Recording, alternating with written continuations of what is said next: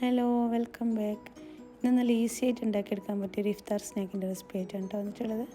എണ്ണയിലൊന്നും മുക്കി പൊരിക്കാണ്ട് ഹെൽത്തി ആയിട്ട് കഴിക്കാൻ പറ്റുന്ന ഒരു സ്നാക്കാണ് കേട്ടോ ഇത്. ഇതിൻ്റെ ഫില്ലിങ് ബേക്കറിയിലെല്ലാം കിട്ടുന്ന എഗ് പഫ്സിൻ്റെ ആ ഒരു ടേസ്റ്റുള്ള മസാലയാണ് കേട്ടോ.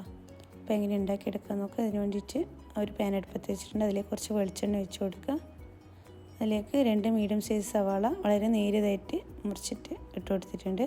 അതിലേക്ക് ഒരു കഷ്ണം ഇഞ്ചി ചെറുതായി മുറിച്ചത്, 3 പച്ചമുളക് ചെറുതായി മുറിച്ചത് എന്നിവ ഇട്ട് കൊടുക്കുക.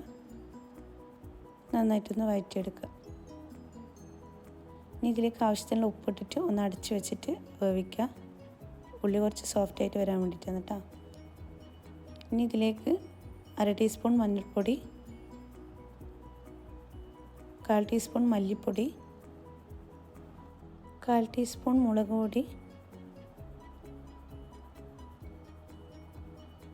1/4 ടീസ്പൂൺ ഗരം മസാല, 1/4 ടീസ്പൂൺ കുരുമുളക് പൊടി എന്നിവ ഇട്ടിട്ട് നന്നായിട്ടൊന്ന് മിക്സ് ആക്കി എടുക്കുക. ലോ ഫ്ലെയിമിൽ വെച്ചിട്ട് വേണം കേട്ടോ പൊടികളെല്ലാം ഇട്ട് കൊടുക്കാൻ.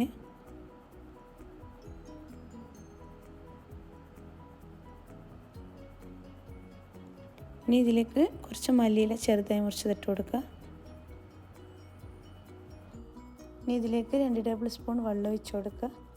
എന്നിട്ട് വീണ്ടും 2 മിനിറ്റ് അടച്ച് വെച്ച് കഴിഞ്ഞാൽ മസാല റെഡി ആയി കേട്ടോ. അപ്പോൾ അതിലെ വെള്ളമെല്ലാം വറ്റിയിട്ടുണ്ടാവും, നല്ല സോഫ്റ്റായി കിട്ടിയിട്ടുണ്ടാവും കേട്ടോ. അപ്പോൾ ഇത്രയേ ഉള്ളൂ, മസാല റെഡിയായി. ഇനി ഇതിലേക്ക് മുട്ട പുഴുങ്ങിയെടുത്തിട്ടുണ്ട് കേട്ടോ ഞാൻ. നിങ്ങൾക്ക് എത്രയാണോ വേണ്ടത് അതിൻ്റെ അളവിൽ എല്ലാം എടുത്താൽ മതി കേട്ടോ. ഇനി ഒരു മൈദൻ്റെ മിക്സ് ഉണ്ടാക്കിയെടുക്കണം. അതിന് വേണ്ടിയിട്ട് ഒരു മിക്സിയുടെ ജാർ എടുത്തിട്ട് അതിലേക്ക് 1/4 കപ്പ് മൈദപ്പൊടി, ഒരു കോഴിമുട്ട, 1/2 കപ്പ് പാല്,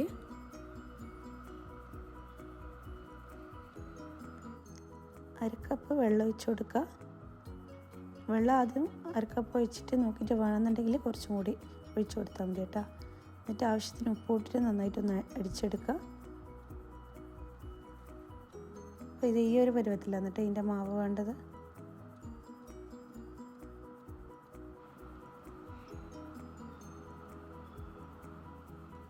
ഒരുപാട് വെള്ളം ഒഴിച്ചിട്ട് ലൂസാക്കാൻ പാടില്ല കേട്ടോ. അങ്ങനെ ആകുമ്പോൾ ഫില്ലിങ് വെച്ച് കൊടുക്കുമ്പോൾ അത് പൊട്ടിപ്പോകാൻ ചാൻസ് ഉണ്ട്. ഇനി ഒരു പാൻ അടുപ്പത്ത് വെച്ച് അതിലേക്ക് 1 സ്പൂണ് മാവ് വെച്ചിട്ട് ഇതുപോലെ ഒന്ന് ചുറ്റിച്ചെടുക്കുക. കുറച്ച് തിന്നായിട്ട് തന്നെ ചുട്ടെടുക്കണം കേട്ടോ. ഇനി ഇത് ജസ്റ്റ് ഒന്ന് കുക്കാക്കി കഴിഞ്ഞാൽ എടുക്കുക. തിരിച്ചിട്ട് കൊടുക്കേണ്ട ആവശ്യമൊന്നുമില്ല കേട്ടോ. പെട്ടെന്ന് തന്നെ കുക്കായി കിട്ടും കേട്ടോ ഇത്. ഇനി ഇതൊരു പ്ലേറ്റിലേക്ക് മാറ്റി കൊടുക്കുക. ദോശ ഓരോന്ന് ചുട്ടപാട് തന്നെ ഫില്ലിങ് വെച്ചിട്ട് മടക്കിയെടുക്കണം കേട്ടോ, ഇല്ലെങ്കിൽ പിന്നെ ഇത് ഒട്ടൂല. അപ്പോൾ ഇനി ഇതിലേക്ക് 2 സ്പൂണ് ഫില്ലിങ് വെച്ച് കൊടുക്കുക. ഇനി ഇതിൻ്റെ മുകളിൽ മുട്ട വെച്ച് കൊടുക്കുക. എന്നിട്ട് ഇതിങ്ങനെ 2 സൈഡിൽ നിന്നൊന്ന് മടക്കിയെടുക്കുക കേട്ടോ. വീഡിയോയിൽ കാണുന്നത് പോലെ ചെയ്തെടുക്കുക. ഒരു ബോക്സ് രൂപത്തിൽ മടക്കിയെടുക്കുക കേട്ടോ. മുഴുവനായിട്ട് ഇതുപോലെ ചെയ്തെടുക്കുക.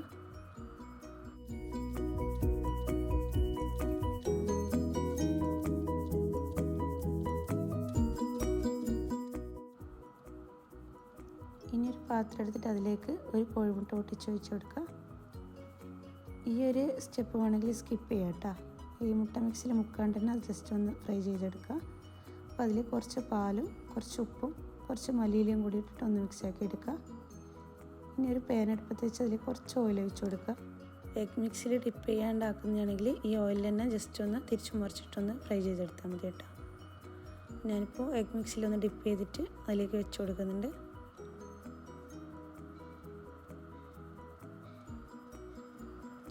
ഈ എഗ് മിക്സിൽ ഡിപ്പ് ചെയ്തിട്ട് ഇങ്ങനെ ഫ്രൈ ചെയ്തെടുക്കുമ്പോൾ നല്ലോണം സോഫ്റ്റായി കിട്ടും കേട്ടോ. അതിന് വേണ്ടിയിട്ടാണ് കേട്ടോ അങ്ങനെ ചെയ്യുന്നത്. അതില്ലാന്നുണ്ടെങ്കിലും ടേസ്റ്റ് തന്നെയാണ് കേട്ടോ. ഇനി ഇത് ഒരു ഭാഗം കുക്കാക്കി കഴിഞ്ഞാൽ തിരിച്ചു മറിച്ചിട്ടിട്ട് ഒന്ന് കുക്കാക്കി എടുത്താൽ മതി.